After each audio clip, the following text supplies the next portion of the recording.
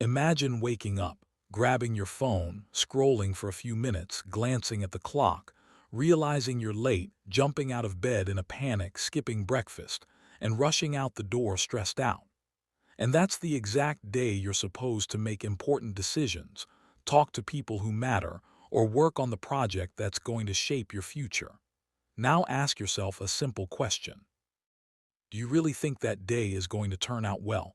Most of us, without even realizing it, spend the first 30 minutes after waking up in a defensive, reactive state instead of an active, intentional one. And this pattern repeats day after day, month after month. The result? A life that always feels one step behind where we want it to be. There was an American man named Hal Elrod who, one night, was hit head-on by a drunk driver. His heart stopped beating for about 6 minutes. When he finally woke up, doctors told him he would probably never walk again. A few years later, that same man wrote one of the best-selling personal development books in the world, a book that has pushed millions of people to set their alarm clocks earlier. That book is called The Miracle Morning, and in this video, I'm going to walk you through everything you need to know about it, step by step. Not a shallow 5-minute summary, but a complete breakdown that leaves you knowing exactly what to do tomorrow morning. So if you've ever felt like your mornings don't belong to you, if you feel like your days are dragging you somewhere you don't actually want to go, this is the video you need to watch. Stick with me until the end. Before we dive into the details, let me tell you the path we're going to take in this video. First, we'll look at the author's life story, because without understanding that story, you can't fully grasp the philosophy behind this book. Then we'll get to the root of the problem, why most people ruin their mornings without even realizing it. After that, we'll reach the heart of the book, a 6-step method Elrod calls savers, and I'll break down every single step in full with practical, real-world examples. Finally, we'll talk about how to apply this method to your own life, even if you're a parent, a night shift worker, or simply not a morning person at all. My goal here isn't just to summarize the book for you. My goal is that by the end of this video, you have a practical tool in your hands that you can actually start using tomorrow morning. Let's start with an uncomfortable truth. Most of us don't have a healthy relationship with our mornings. Mornings feel like something imposed on us, something we have to get through before we reach the real part of the day. We hit the snooze button not once, not twice, sometimes 5 times.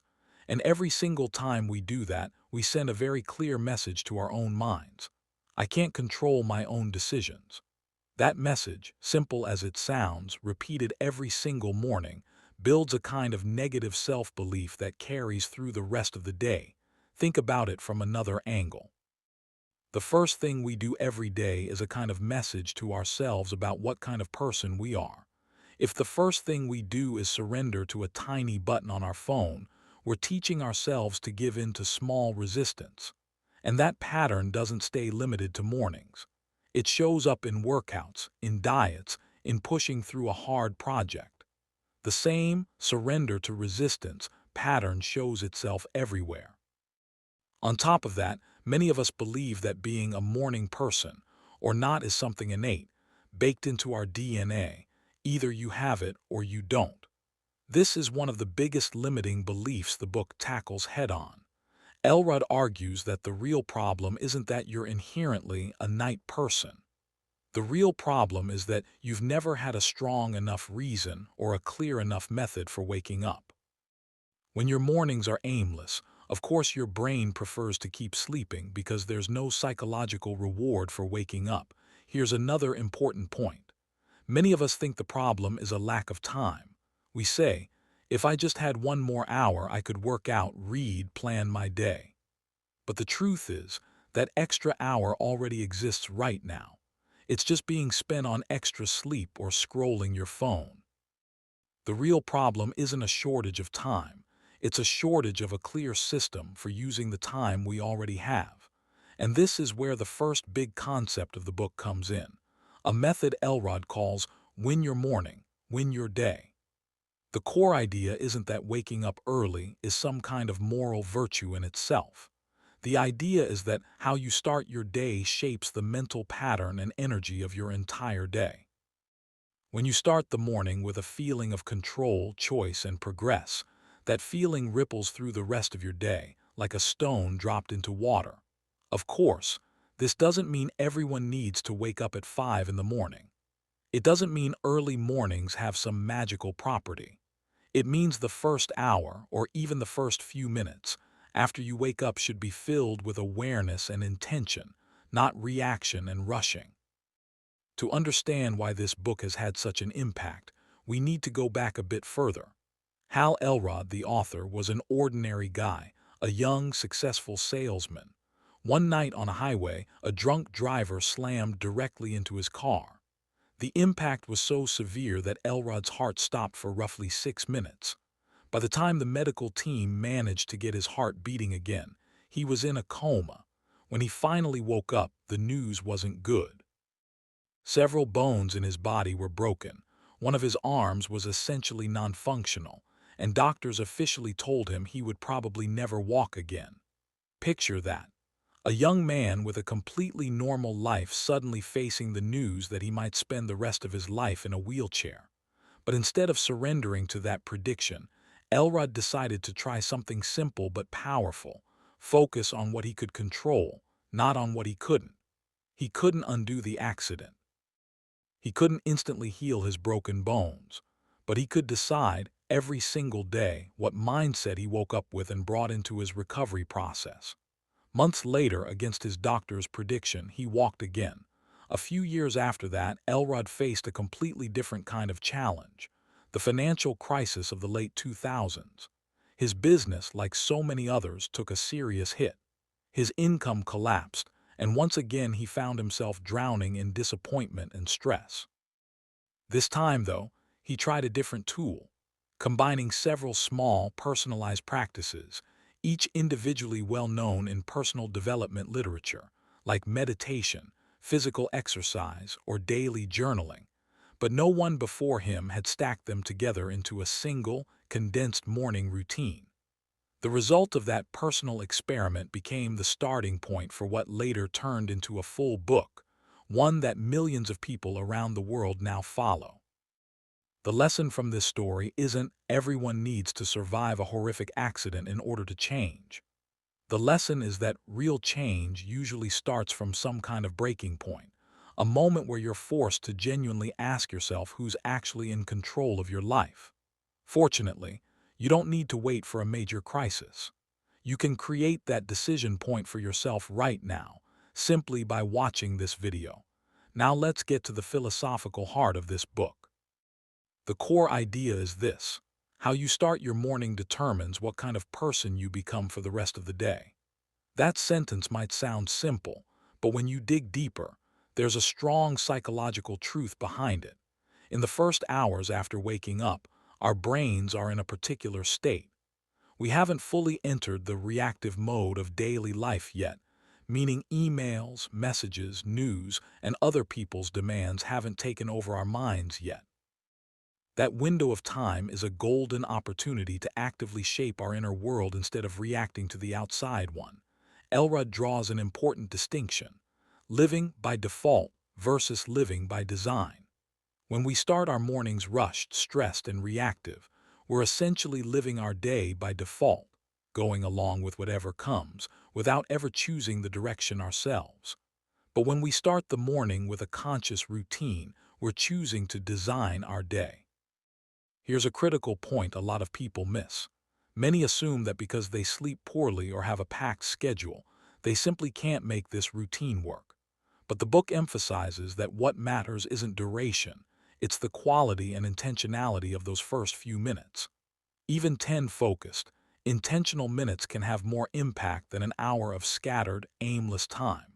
And here's another reason mornings matter so much: it's usually the only part of the day that's almost entirely within our control. Once we step out the door, a lot of things stop being up to us. Traffic, sudden requests from coworkers, other people's decisions. But the morning before the world wakes up is nearly 100% ours. That makes it the best opportunity to practice self-leadership before we're required to lead others or respond to their needs. Now that we understand the underlying philosophy, it's time to get into the practical, hands-on part of the book, the part that's made it so popular worldwide. Elrod combined 6 practices whose first letters spell out a memorable word, savers, in order that's silence, affirmations, visualization, exercise, reading, and scribing, which just means writing. Here's an important point. None of these 6 practices are new on their own. Meditation has existed for centuries. Morning exercise is age-old medical advice. Daily journaling is a classic habit among writers and philosophers. What Elrod actually did wasn't invent these practices. It was intelligently combine all 6 into a single, short block of time, in a way that each one activates a different dimension of being human: mind, emotion, body, and spirit. Let's walk through each of these 6 steps in full detail. The first step is silence. Silence doesn't just mean not talking. It means spending a few minutes freeing your mind from mental noise, scattered thoughts, and the worries waiting for you ahead. This could take the form of meditation, deep breathing exercises, or even just sitting quietly for a few minutes without your phone, without music, just you and your breath. Why is this step placed first? Because if we start the day with a mind full of noise, everything we do afterward gets colored by that same noise. Picture a glass of murky water. If you add something to it, the result is still murky. But if you let that water settle and clear first, anything you add afterward becomes much more visible. Scientifically speaking, research shows that even a few minutes of mindful breathing or short meditation can lower cortisol, the stress hormone, and improve focus for the hours that follow. That means these few, seemingly idle minutes are actually an investment in the quality of your entire day. Here's a practical tip. You don't need to meditate for 20 minutes starting on day 1. You can start tomorrow with just 60 seconds. Close your eyes, take a deep breath, and just focus on that breath. Every time your mind wanders, which it definitely will, gently bring it back. This simple practice, repeated daily, creates a noticeable difference in your baseline calm within just a few weeks. The second step is affirmations. This is probably the most controversial part of the book, because a lot of people confuse affirmations with empty, unrealistic statements, like standing in front of a mirror saying, "I'm the most successful person in the world," 100 times while doing absolutely nothing to actually become successful. But the real idea behind affirmations is something different. Our minds are naturally full of limiting beliefs that have sat there for years without us ever consciously choosing them. Beliefs like, "I'm not an organized person," or "I'm bad at managing my time." When used correctly, affirmations are a tool for consciously rewriting those beliefs, not by lying to yourself, but by repeatedly reinforcing a new, constructive belief alongside a real, actionable plan to get there. A good affirmation has these qualities. First, it's written in the present tense, not the future, something like, "I'm becoming more disciplined every day instead of someday I'll be successful." Second, it's personal and specific, not generic, meaning it should connect to your actual goal rather than a CLICH Chinese letter. Third, and most importantly, it needs to be paired with a concrete action. If your affirmation is, "I'm an organized person," it should be immediately followed by a specific thing you're going to do today to make that statement more true. For example, instead of just saying, "I want to lose weight," a practical affirmation might be, "I'm someone who respects my body, and today I'm showing that respect with a 30-minute walk." This kind of affirmation reinforces a new belief and sets a specific action for today, both at once. The third step is visualization. This practice is well known among Olympic athletes and high achievers across many fields. The core idea is simple. Before doing something, picture it in vivid detail in your mind, not just the final result, but the actual path to getting there. Research shows that at the level of neural activity, The human brain doesn't draw much of a distinction between actually performing a movement and vividly imagining that same movement. That's why professional athletes mentally rehearse their entire performance before a competition, not out of simple optimism, but because this practice genuinely strengthens the neural pathways tied to that movement. In the Miracle Morning, visualization has two parts. The first is imagining your ideal future self, someone who's reached their goals, what traits they have, what habits, what it feels like. The second part, maybe even more important, is visualizing today in detail, what you're going to do and how well, how you'll handle likely challenges during the day, and how you want to feel by the end of it. Here's an important practical tip. Effective visualization needs sensory detail. Instead of just saying today's going to be a good day, picture exactly what the sounds around you are, what you feel in your body when you successfully push through something hard, what your smile looks like. The clearer that mental image, the bigger its real effect on your actual behavior. The fourth step is exercise, and this might be the practice with the strongest physiological impact on the rest of your day. Morning exercise in this method doesn't mean a grueling, hour-long gym session. Even a few minutes of simple physical movement, a few stretches, some squats, or a short walk, is enough to make a real impact on your hormones and alertness. Biologically speaking, morning physical activity increases blood flow, improves oxygen delivery to the brain, and triggers the release of endorphins, the hormones responsible for that feel-good, energized state. That means even 5 minutes of movement can boost your alertness and energy for the hours ahead far more than an extra cup of coffee. There's also a psychological angle here. When you successfully complete even a small physical task in the morning, you've earned a small but real win. That small win sends a powerful message to your mind. I can actually follow through on what I set for myself. That sense of self-efficacy stays with you through the rest of the day and influences your other decisions too. For people with physical limitations or very tight schedules, a simplified version of this step could just be a few gentle stretches in bed or a few minutes of walking around the house. The point isn't intensity, it's building a bridge between mind and body in those very first minutes of the day. The fifth step is reading, and it's one of the steps Elrod places particular weight on, because he believes the biggest shortcut to learning is tapping into the experience and knowledge of people who have already walked the paths we want to walk and written down their lessons. The idea isn't to read a long novel every morning. It's to spend a few minutes, even 10, reading educational, personal development, or professional content that directly contributes to your personal or professional growth. Here's a fun fact. If you read just 10 pages a day over the course of a year, you'll reach more than 3,000 pages, the equivalent of several full books, without ever feeling like you don't have time to read. Reason this step is placed in the morning rather than at night is that the mind is usually fresher and more receptive in the morning. What you read first thing has a bigger impact on how you think for the rest of the day, unlike nighttime reading, which usually comes with fatigue and distraction. Here's a practical tip.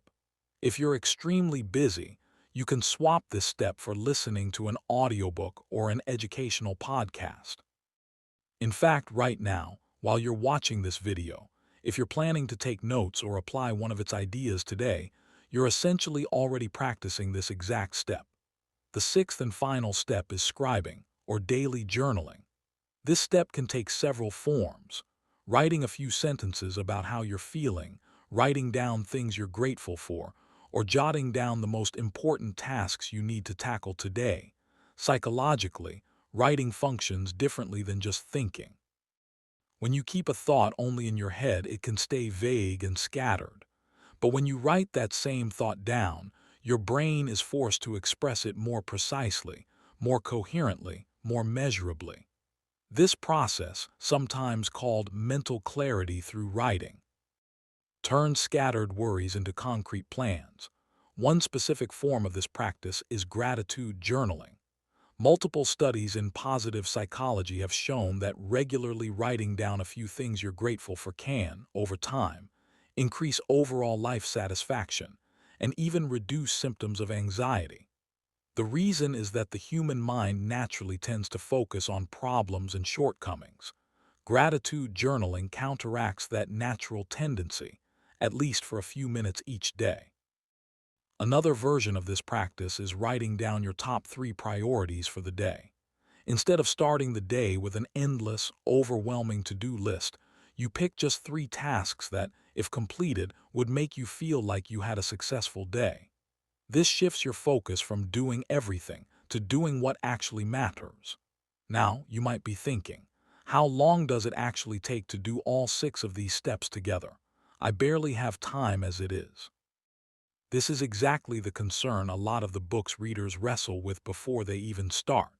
That's why Elrod also offers a condensed version, something incredibly practical that lets you experience all 6 steps, at least in a shortened form in just 6 minutes. The idea is simple. Spend just 1 minute on each step. 1 minute of silence and mindful breathing. 1 minute reading or saying your affirmations. 1 minute visualizing the day ahead. 1 minute of simple physical activity, like a few stretches or squats. 1 minute reading a few paragraphs from a book. And 1 minute writing, even if it's just 3 short sentences. Here's something important to keep in mind. The goal of this 6-minute version isn't to stay at this level forever. The goal is to break through your initial resistance. If the thought of a full hour-long morning routine feels paralyzing and scary, starting with 6 minutes removes that psychological barrier. Once you've experienced the good feeling of this routine for a few weeks using the short version, you'll naturally start wanting to extend the time you spend on each step. There's an important psychological principle here too. Research on habit formation shows that small, manageable starting points are far more sustainable than big, ambitious ones. When your goal is unrealistically large, say, a full hour starting on day 1, the odds of failure and giving up are much higher. But when the goal is small and doable, the odds of repeating it daily, and therefore turning it into a lasting habit, go up significantly. Now that we've covered the 6 steps in their condensed version, we need to talk about something important. Why do so many people, even after hearing or reading all of this, still fail to make this routine stick in their lives? The answer lies in a handful of common mental obstacles. The first obstacle is what we might call the inner justifier. This voice, every single morning, comes up with seemingly logical excuses to keep you from getting out of bed. I didn't sleep much last night. I should probably rest a bit more. Today's not an important day. I can start tomorrow. The rest of my mornings have gone fine without this routine anyway. What difference does it make? This voice sounds a lot like a close friend who seems concerned about your comfort, but it's actually pulling you away from growth and progress. The key to dealing with this voice is making your decision the night before you ever give it a chance to speak. This is sometimes called pre-deciding. When you've already clearly decided the night before what time you're waking up tomorrow and why, by the time that justifying voice starts talking in the morning, you're not having a new debate. You're just honoring a decision you already made. The second obstacle is a false belief we could call waiting for perfect conditions. A lot of people think everything needs to be just right, a quiet room, a good mood, high motivation before they can start this routine. But the truth is, those ideal conditions almost never fully show up. If you wait for the perfect moment, you'll probably wait forever. The right approach is starting with your current, imperfect circumstances, not waiting around for ideal ones. The third obstacle is something we could call all or nothing. When for whatever reason you can't complete all 6 steps on a given day, a lot of people abandon the whole day, and sometimes the following days too, thinking, well, since I couldn't do it fully, there's no point. This mindset is one of the biggest killers of new habits. The truth is, doing even one of the 6 steps is better than doing none of them. Consistency, even imperfect consistency, matters far more than one-day perfection. The fourth obstacle, which gets less attention, is fear of identity change. As you start building a more disciplined, more intentional version of yourself, sometimes a part of your subconscious mind resists that change, simply because it's used to your old identity, even if that identity wasn't making you happy. Recognizing this resistance and reminding yourself that you're allowed to become the person you want to be is an important step in moving past this obstacle. One thing a lot of people worry about is whether this routine only works for a certain kind of lifestyle, single, no kids, freelance schedule. But the truth is, this framework is fully adjustable to almost any situation. Let's run through a few common scenarios. If you're a parent and your mornings are full of noisy kids, you can start your routine just 15 to 20 minutes before the kids wake up. Even if it's just 10 minutes before the house gets chaotic, doing a few of these 6 steps is worth it. Some parents even do part of this routine with their kids, like a few minutes of deep breathing or writing down something they're grateful for together, which is also a wonderful teaching moment for kids. If you work night shifts or have an unconventional schedule, you need to redefine this practice. Instead of calendar morning, meaning say 6 a.m., define your routine around your personal morning, meaning the first hour after your main block of sleep. The point is the first moments after waking up, not the number on the clock. If you're an extremely busy person with early meetings or frequent travel, the 6-minute version we talked about earlier is your best option. You can even do these 6 minutes in your car before starting the engine, or in a hotel room with zero special equipment. If you're truly a night person and think waking up early is simply impossible for you, the key point is that the goal is waking up earlier than your own usual time, not at some fixed, absolute hour.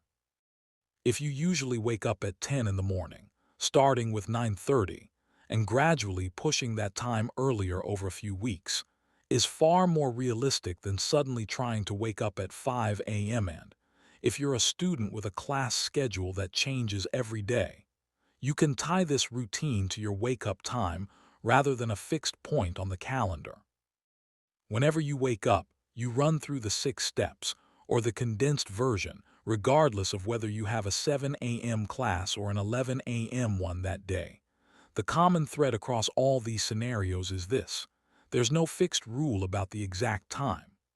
What stays constant is the general principle: a block of time, however short, dedicated to yourself and mental preparation, after you wake up and before you get swallowed by the day's responsibilities.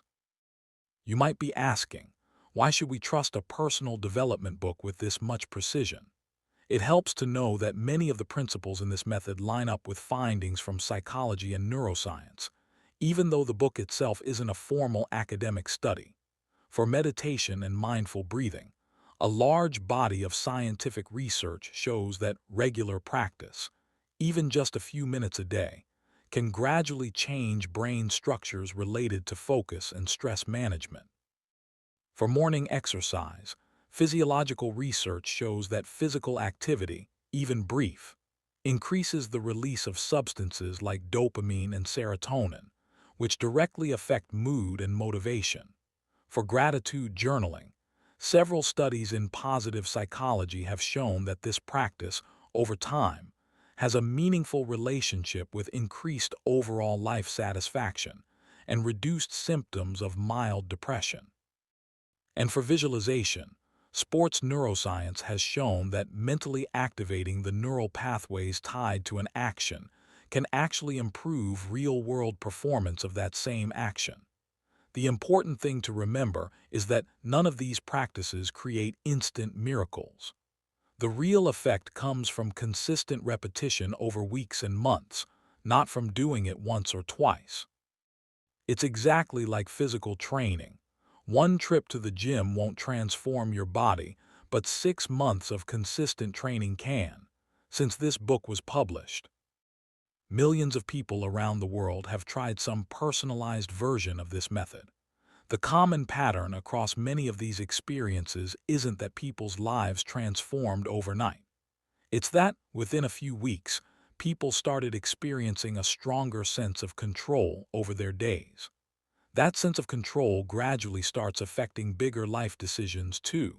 Starting a business, improving a relationship, or breaking an old unhealthy habit. Another interesting pattern is that many people who have tried this method say the biggest change wasn't in external things like income or weight, but in their relationship with themselves. When you keep a small promise to yourself every single morning, your self-trust gradually strengthens, and that inner confidence is the foundation for a lot of outward success. Of course, we should stay realistic too. This method isn't a magic cure for every problem in life. Someone dealing with serious financial hardship, complex mental health struggles, or a genuine crisis probably needs more specialized support as well. But as a daily foundation for building structure, energy, and a constructive mindset, this method is a powerful, accessible tool for almost anyone. So far, we've covered the philosophy and each individual step of this method. But here's the real question. How do you keep this routine alive, not just for a few days, but for months and years? Because the truth is, a lot of people start with high energy and motivation, and then completely abandon it after a week or two. The first key principle is that lasting habits usually form through identity, not just through goals. The difference between these two matters a lot. When your goal is, I want to wake up early, that's a temporary target that gets abandoned easily after one small setback. But when you tell yourself, I'm someone who builds my mornings with intention and purpose, that's a statement about your identity, not just a goal. And people stay far more committed to preserving an identity they've defined for themselves than to chasing a goal. The second principle is using something behavioral psychology calls habit stacking. Instead of adding this new routine as a completely separate task, attach it to a habit you already have. For example, if you always drink a glass of water right after waking up, start your new routine immediately after that glass of water. This connection lets the new habit ride on top of an already solid foundation. The third principle, maybe the most important one, is visual tracking. Many people who have succeeded with this used a simple method, a paper calendar or a basic app, where every day they complete the routine, they mark or check off that day. The goal is to build an unbroken streak of successful days. Once that streak runs for a few days or weeks, a new psychological force kicks in, the desire to not break the chain. That desire is sometimes even stronger than the original motivation. The fourth principle is preparing your environment the night before. If you're going to read in the morning, leave the book by your bed the night before. If you're going to exercise, lay out your workout clothes the night before. If you're going to write, keep your notebook and pen within reach. These small actions reduce the friction between you and starting the routine. The easier it is to start, the more likely you are to actually do it. The fifth principle, which a lot of people overlook, is smart flexibility.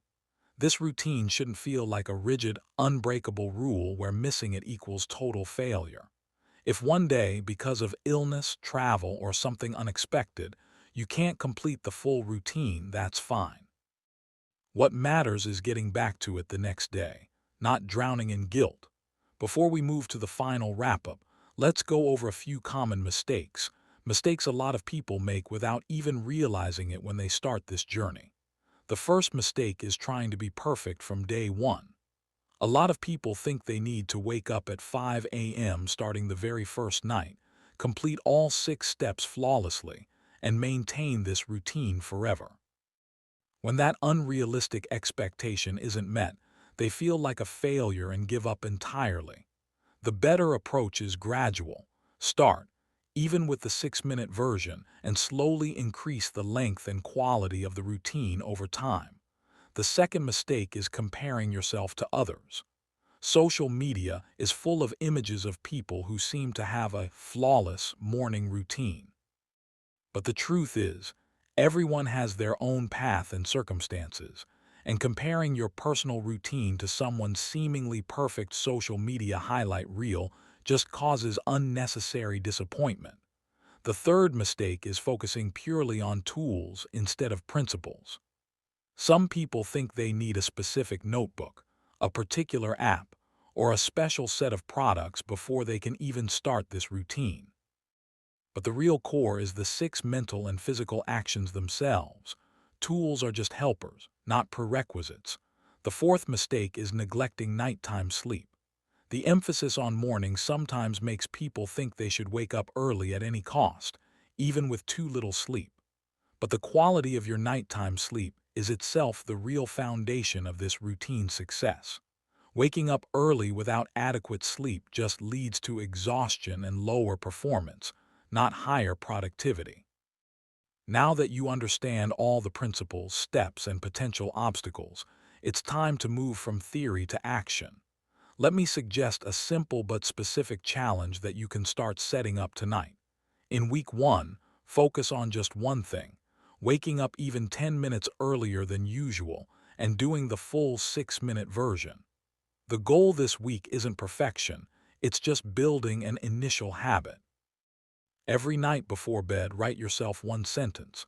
Tomorrow morning, I'm waking up at such and such time and I'm giving myself 6 minutes.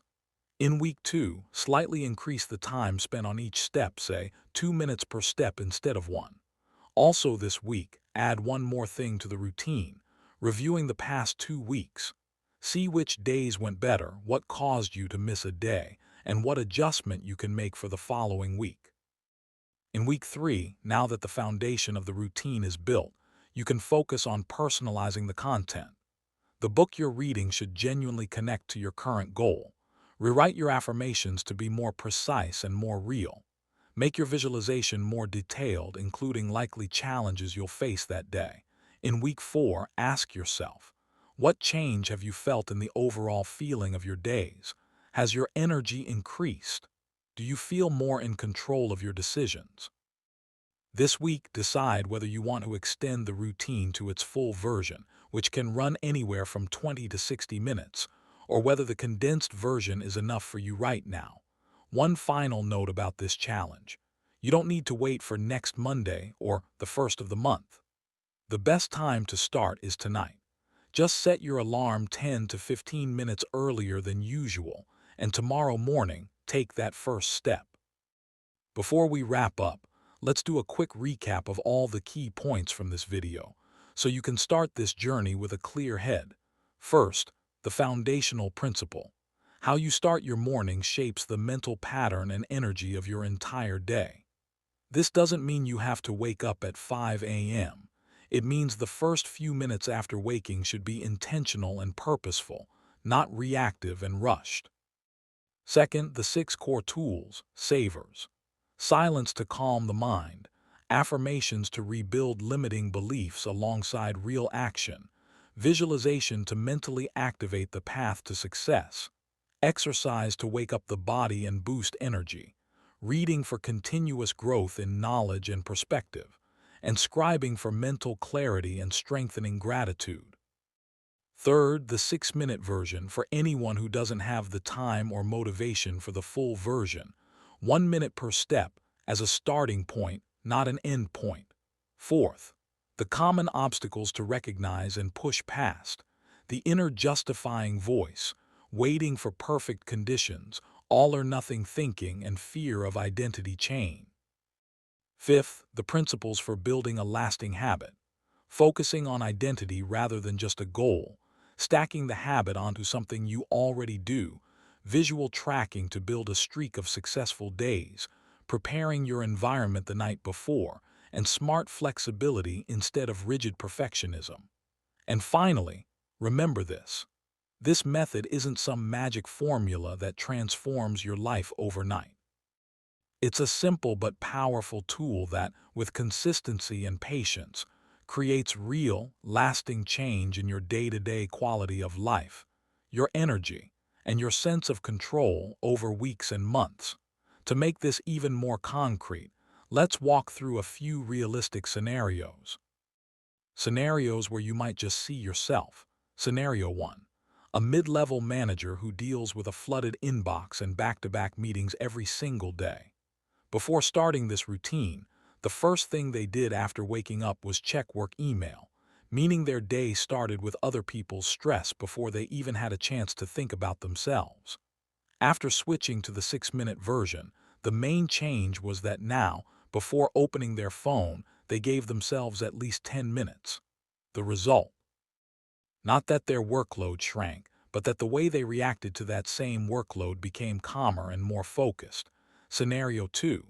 A new mom with a small baby, whose nighttime sleep is wildly unpredictable. For this person, the standard version of the routine is basically impossible. But her adjusted version used whatever few minutes her baby was still asleep, even if it was only 2 or 3 minutes. Her focus was mostly on silence and one line of gratitude, not all 6 steps.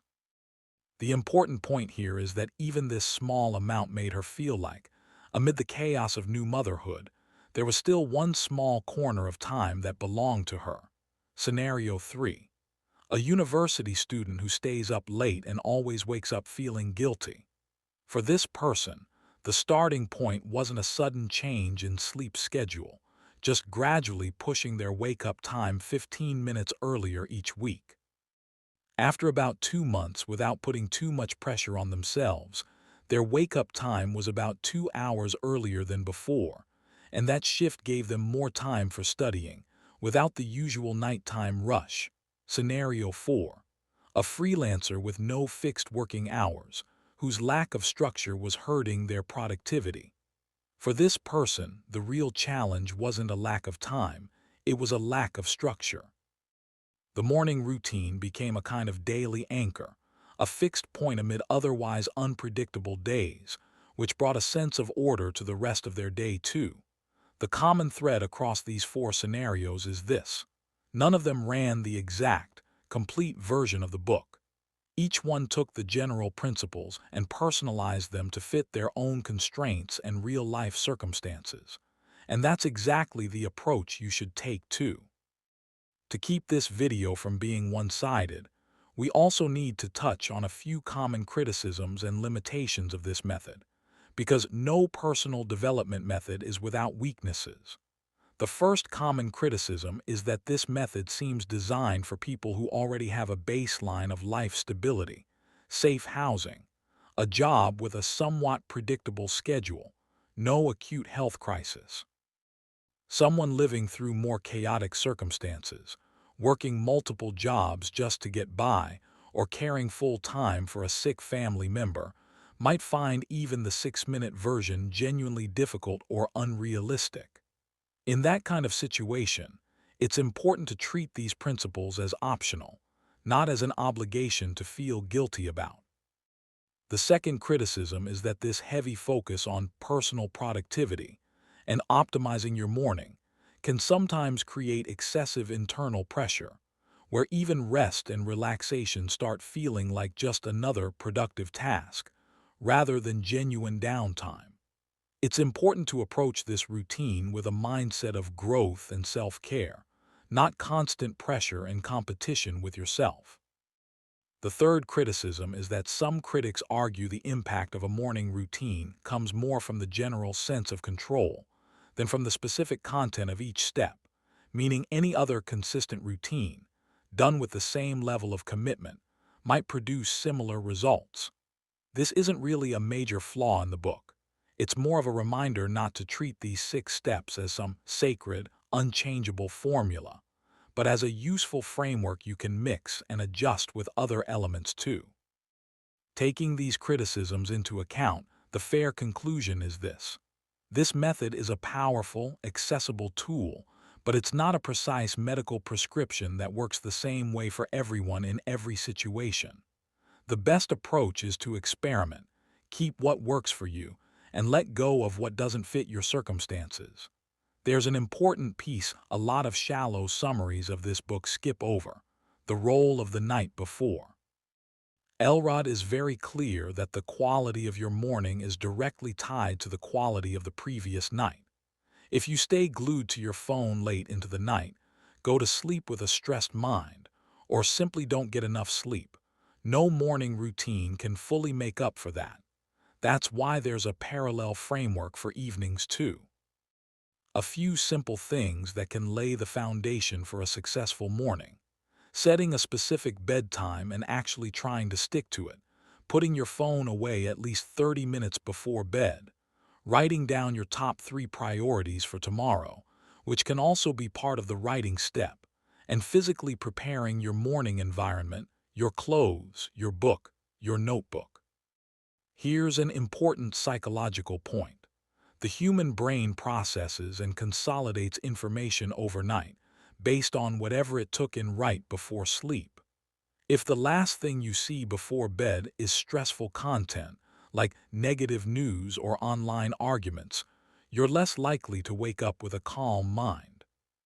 That's why a lot of people who have successfully made this routine stick also run a shortened version of these same 6 steps before bed, like a few minutes of calm breathing, or writing one sentence of gratitude from that day.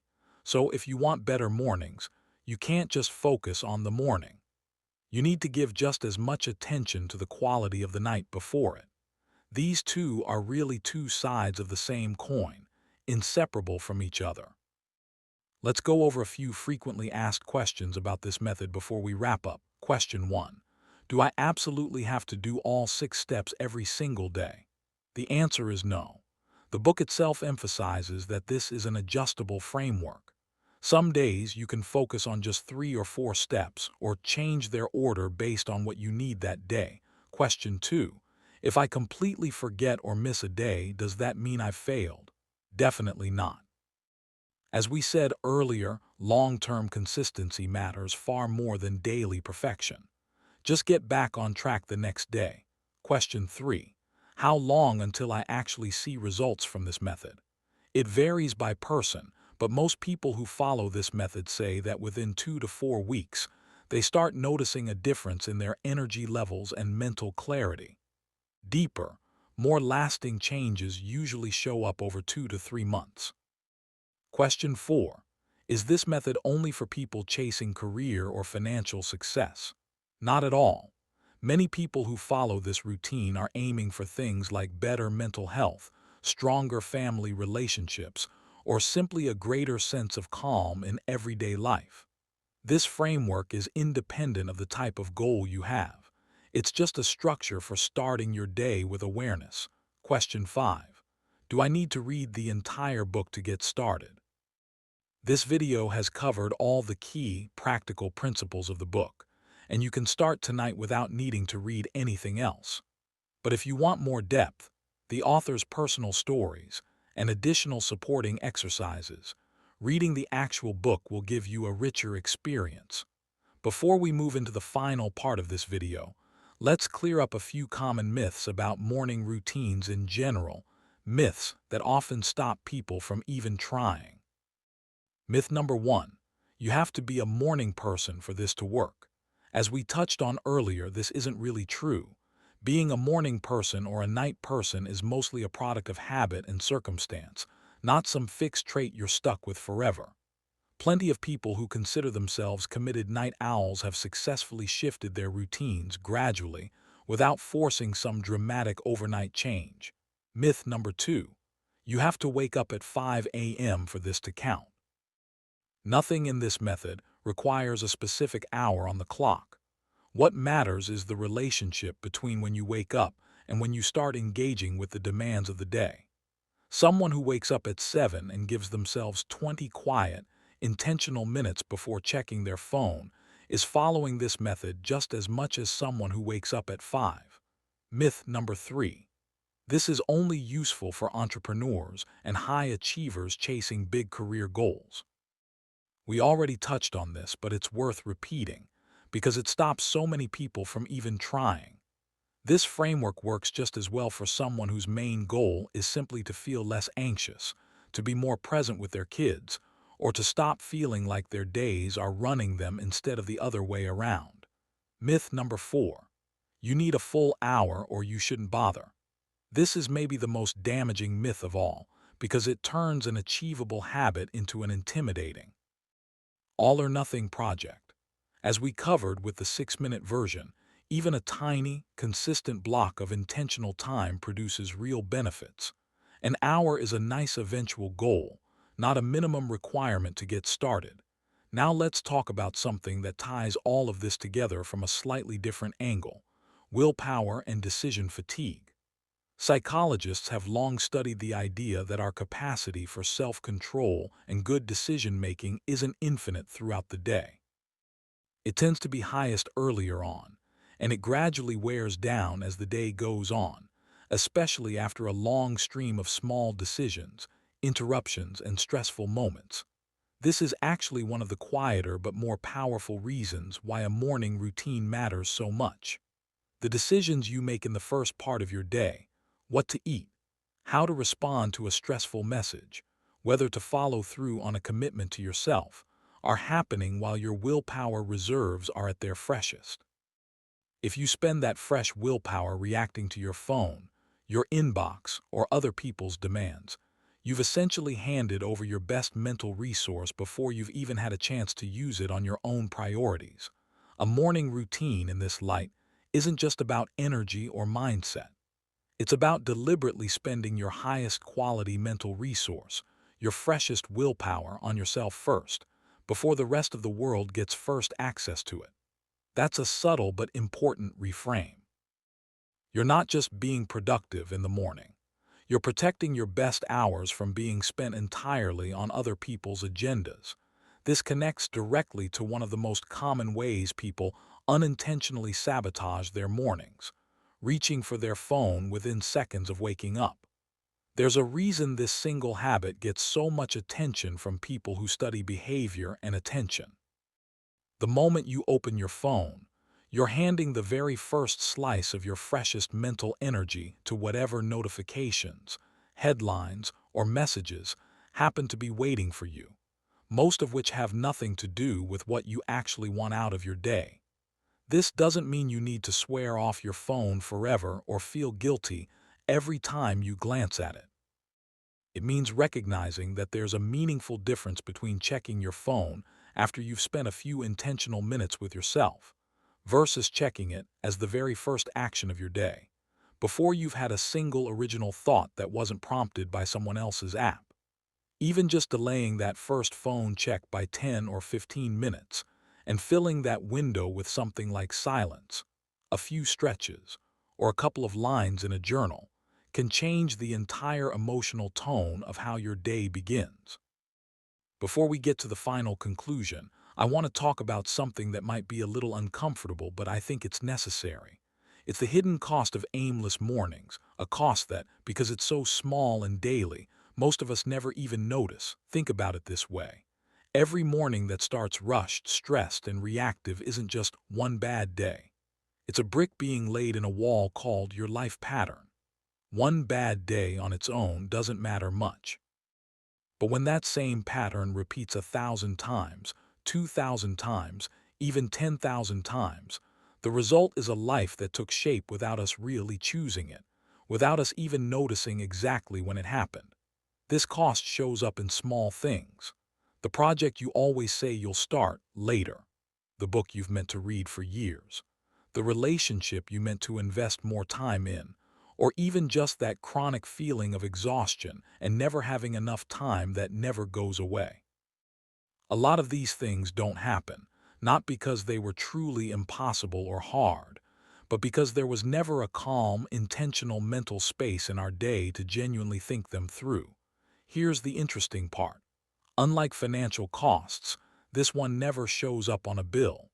You never get a text message saying, "Today, because of your rushed morning, you missed the chance to think deeply about an important decision." This cost only shows itself over years as a vague feeling of having missed out on the life I wanted. But here's the encouraging part too. Just like this cost was built from the daily repetition of a small pattern, it can also be reversed through the daily repetition of a different pattern. Every day that starts with awareness and intention is a new brick, laid in a different wall. And over months and years, that new wall can lead to a completely different life than the one you're currently heading toward. So tomorrow morning, when you hear that alarm go off, remember, This isn't just a choice between a few extra minutes of sleep or a few minutes for yourself. It's another brick being laid in the wall of your future life. The question is, which wall do you want to build? Here's an interesting pattern. When you look at the lives of disciplined, purpose-driven people across all kinds of fields, from professional athletes to entrepreneurs and writers, one thing becomes clear. Nearly all of them, without exception, have some kind of consistent, repeated morning routine, even if the exact content of that routine looks completely different from person to person. Some build their routine around intense exercise. Some spend hours writing or planning. Some just want a cup of coffee and a few minutes of total silence. This difference in content shows that there's no single, sacred formula for a morning routine. But the real common thread among all of them is this. Each one deliberately and consciously sets aside part of their morning for themselves, before getting swallowed by other people's demands. This pattern sends us an important message. The exact content of a morning routine matters less than the simple fact of having an intentional routine at all. That's why you shouldn't treat the SAVERS framework as the only correct method, but as an excellent, ready-made starting point, one you can build your own personal, unique version from. Here's another notable point. A lot of these disciplined people say their biggest challenge wasn't finding the best routine. It was sticking to a routine, even on hard, stressful, or unmotivated days. That means what actually delivers results isn't a perfect, flawless routine. It's a routine that, even in its imperfect form, gets repeated every single day. And that brings us right back to something we've repeated several times throughout this video. A small but consistent start will always beat a big but unsustainable effort. Let's talk for a moment about the actual math behind why such a small daily routine can lead to such a different life over time. This isn't really specific to this one method. It's just how compounding works in general, but it's worth spelling out clearly, because it's the real engine behind everything we've discussed. Imagine two versions of you starting tomorrow. Version 1 keeps doing mornings the old way, rushed, reactive, phone first. Version 2 starts this routine and improves their mindset and focus by some small amount each day, even something as modest as 0.5% better, in terms of clarity, energy, and follow-through. On day 1, the difference between these two versions is basically invisible. You genuinely wouldn't be able to tell them apart. But small, consistent improvements don't add up in a straight line, they compound. A little bit of extra clarity today helps you make a slightly better decision, which gives you a little more energy tomorrow, which helps you follow through on one more small commitment, which builds a little more self-trust the day after that. Over a single week, the difference is still small, maybe barely noticeable. Over a month, it starts to show. Over 3 months, 6 months, a year, the gap between these two versions of you isn't small anymore. It's the difference between two genuinely different lives, even though neither version did anything dramatic on any single day. This is exactly why so many people who try a single, extreme change, an intense one-week detox, a single all-or-nothing productivity binge, end up disappointed, while people who commit to small, boring, repeatable actions end up with the biggest long-term results. Nothing about a 6-minute morning routine is impressive on day 1. Its entire power comes from being repeated long enough for compounding to take over. Let's get even more concrete and practical for a moment. I want to give you a handful of actual starter prompts you can use literally tomorrow morning, so you're not sitting there blank, wondering what to write or say. For affirmations, here are a few you could adapt and make your own. I am someone who follows through on small commitments to myself, and today I'm proving that by completing my morning routine before checking my phone. Or, I am capable of staying calm under pressure, and today, when something stressful happens, I'm going to pause and breathe before reacting. Or, if your focus is health, I respect my body and today I'm showing that respect with one specific action. And then you'd fill in whatever that action actually is for you, a walk, a healthier meal, drinking more water. For gratitude journaling, you don't need anything complicated. Try finishing a sentence like, "Something small that went right yesterday was," or "One person who made my life a little easier recently is." And here's specifically what they did. Or "One thing about my body or my health that I'm grateful for today is." These specific, concrete prompts tend to work much better than a generic, "What am I grateful for?" Because vague prompts often lead to vague, forgettable answers. For visualization, you might try picturing your day as a short film.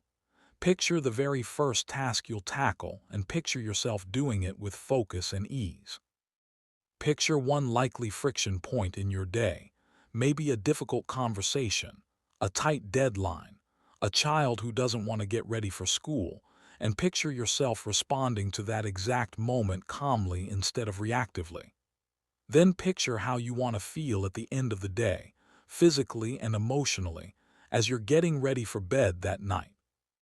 And for your 3 daily priorities, a simple template works well. One task that moves you toward a longer-term goal, one task that takes care of a relationship or a responsibility to someone else, and one task that's just for your own well-being, even something as small as a 15-minute walk or finishing a chapter of a book. 3 priorities, not 10, written down before the busyness of the day has a chance to scatter your attention. Let's walk through what this might realistically look and feel like over time, so you have a sense of what to actually expect instead of just hopping for the best. On day 1, expect it to feel a little awkward, maybe even a bit silly. You might forget what comes after which step, or rush through parts of it because you're not used to the rhythm yet. That's completely normal, and it doesn't mean the method isn't working.